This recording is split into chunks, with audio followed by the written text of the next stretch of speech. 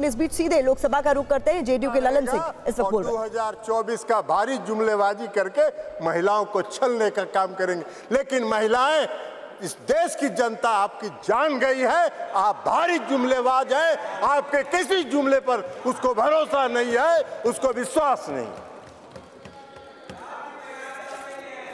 बिहार में आपको जरा सीखो यार, बिहार से सीखो। अभी बता रहे हैं बिहार पहला राज्य है, ये भाषण दे रहे हैं। बिहार पहला राज्य है जो 2005 में सरकार बनी, 2006 में 50% महिलाओं को आरक्षण दिया। 2015 में सरकार बनी, महागठबंधन की सरकार बनी। 2016 में 35% राज्य सरकार की सारी सेवाओं में आरक्षण दिया महिलाओं को। एक साल के अंदर आपकी तरह 4.5 साल इंतजार नहीं करते रहे। कल प्रधानमंत्री जी का सुन रहे थे, आंकड़ा की बात कर रहे थे। अरे आंकड़ा तो आपको 2019 से था, काहे नहीं किया आपने? जब बेंगलोर में, पटना में, बंबई में मीटिंग हुई तो आपकी घबराहट हो गई और उस घबराहट में आप लेके आए। आपको हम बताना चाहते हैं, ये इनको क्या मालूम है दुबे जी को उत्तर प्रदेश में तो अभी सुना रही थी वो कहानी, तो इसलिए बता रहे 1 करोड़ 30 लाख ग्रामीण महिलाओं को बिहार की सरकार ने जीविका के माध्यम से सशक्त करने का काम किया है, गरीब महिलाओं को। इसलिए आप क्या बात करिए, आपको क्या महिला सशक्तिकरण से बात मतलब है? आपको कोई महिला सशक्तिकरण से मतलब नहीं है। इस सरकार को महिला सशक्तिकरण से कोई मतलब नहीं है। इस सरकार को अपनी कुर्सी से मतलब है और उस कुर्सी को बचाए रखने के लिए कोई भी जुमला ये कर सकते हैं, कोई भी जुमलेबाजी ये कर सकते हैं। इसलिए आप कह रहे हैं नारी, आप कह रहे हैं जातीय जनगणना, आप तो देश की मांग है, आप कहिए, आप आज ऐलान करिए इस सदन में कि हम इस देश में जाति आधारित जनगणना कराएंगे। आप नहीं कराना चाहते इसलिए कि आप उसका विरोध करते हैं, आप आरक्षण के विरोधी हैं। 2015 याद करिए क्या हुआ, बोले थे आपके जो संस्थापक एक हैं, पीछे से जो संस्था आपको जो गाइड करती है, उसने क्या कहा था आपको? आरएसएस, ये लोग बता रहे हैं आरएसएस, मोहन भागवत जी थे, उन्होंने क्या कहा कि आरक्षण पर पुनर्विचार होना चाहिए। अरे वाह भाई, बाहर सरकार आप चला रहे हैं, आरक्षण पर पुनर्विचार होना चाहिए। आरक्षण कोई आपकी कृपा से है? आरक्षण आपकी कृपा से नहीं है, संविधान के प्रावधानों के अनुसार है।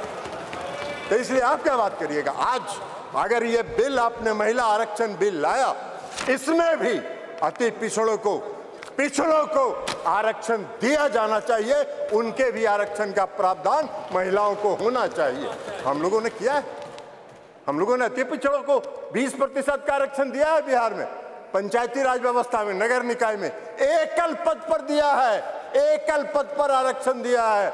ये क्या बात करेंगे, ये भी प्रवचन दे रहे हैं, एकल पद पर मिला है। और अभी जब राज्य की सरकार ने, बिहार की सरकार ने जब जाति आधारित गणना कराने का फैसला किया तो सुप्रीम कोर्ट में केंद्र सरकार उसके विरोध में खड़ी हो गई और सुप्रीम कोर्ट उसका विरोध कर रही है।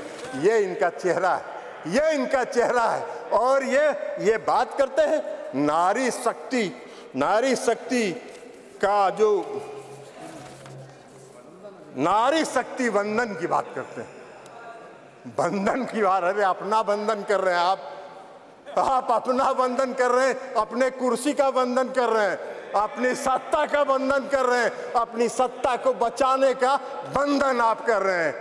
आप वादा करते हैं, आप 2014 में वादा किए और आपके गृह मंत्री जी ने कह दिया, ये जुमला होता है चुनाव में, इसी तरह चलता रहता है। आज आप बात करिएगा नारी शक्ति बंधन का, 2024 के बाद कहिएगा अरे ये तो जुमला होता है, ऐसे ही चलता है चुनाव में। यही आपका चरित्र है और यही आपकी मंशा है। इस देश की जनता आपके चेहरे को पहचान गई है, आपको पहचान गई है, आपके झांसे में नहीं पड़ने वाली है।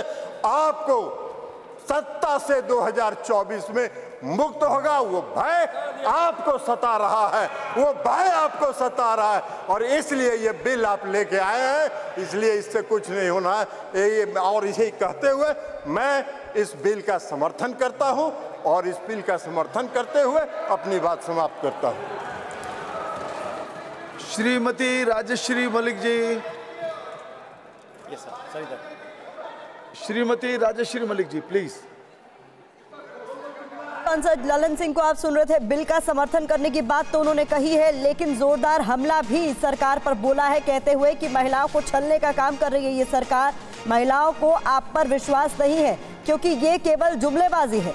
इंडिया की बैठक से घबरा गए मोदी जी, इसलिए ये बिल लेकर आए, नहीं तो 2019 में ही लेकर आ जाते। तो ये तमाम बातें ललन सिंह की तरफ से कही गई। तो ललन सिंह ने भी जातिगत जनगणना की मांग की है और समर्थन भी किया है इस बिल का, जो महिला आरक्षण को लेकर जिस पर चर्चा इस वक्त चल रही है। और उनकी तरफ से कहा गया है कि सरकार जातिगत जनगणना करवाए।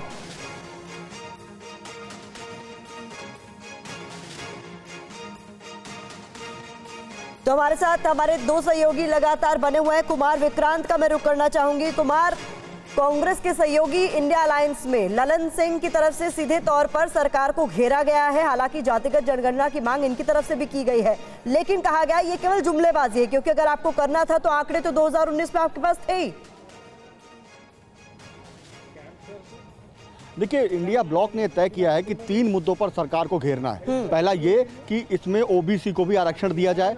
दूसरा ये कि सरकार जो इसको 2023 में ला रही है और ये लागू कम से कम 2029 में हो पाएगा, तो इसको लेकर के जुमलेबाजी करार दी जा रही है इंडिया के नेताओं के द्वारा। और तीसरी अहम बात ये कि सरकार की ओर से जो बिल लाया जा रहा है, अगर जो 2010 का बिल ही लोकसभा में पास कर दिया जाता तो ये तत्काल लागू हो जाता। तो ये वो 3 सवाल हैं जिनको लेकर के लगातार इंडिया के बीच चर्चा हुई है और सभी मिल करके इसी मुद्दे को उठाकर सरकार को घेर रहे हैं। लेकिन सबको मालूम है कि महिला आरक्षण बिल पास होने के खिलाफ अगर जाते हैं तो आधी आबादी नाराज होगी, इसलिए समर्थन करना सबकी मजबूरी है। श्रेय भी लेना है, समर्थन भी करना है, और यही सब यहाँ पर दोनों पक्षों की ओर से लगातार चल रहा है। सत्ता पक्ष भी श्रेय लेना चाहता है और विपक्ष भी, कोई विरोध नहीं करना चाहता, लेकिन सवाल अपने अपने हैं जो सवाल उठाए जा रहे हैं। और इसे कैसे देखा जाना चाहिए जो उनकी तरफ से कह दिया गया है कि ये बिल जो है इंडिया पर पैनिक रिएक्शन है? मनीष।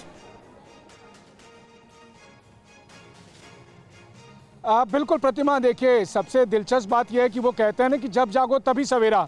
हमने देखा था कि इस सदन में क्या कुछ हुआ था। महिला आरक्षण बिल जब पहले लाया गया था, किस तरह से बिल की कॉपी फाड़ी गई थी, कितना हो हंगामा हुआ था, मार्शल लाने नहीं लाने की बातें हुई थी। लेकिन आज अगर सभी दल एक मत से ये बात कह रहे हैं कि हाँ महिला को आरक्षण मिलना चाहिए, उनको समान अवसर मिलना चाहिए, तो ये दलील केवल काफ़ी नहीं है कि आपने 2014 में क्यों नहीं लाया, 2019 में नहीं लाया। अब बताइए, अगर देश 1947 में आज़ाद हुआ है तो क्या आज समान काम के लिए समान वेतन का कानून नहीं होना चाहिए?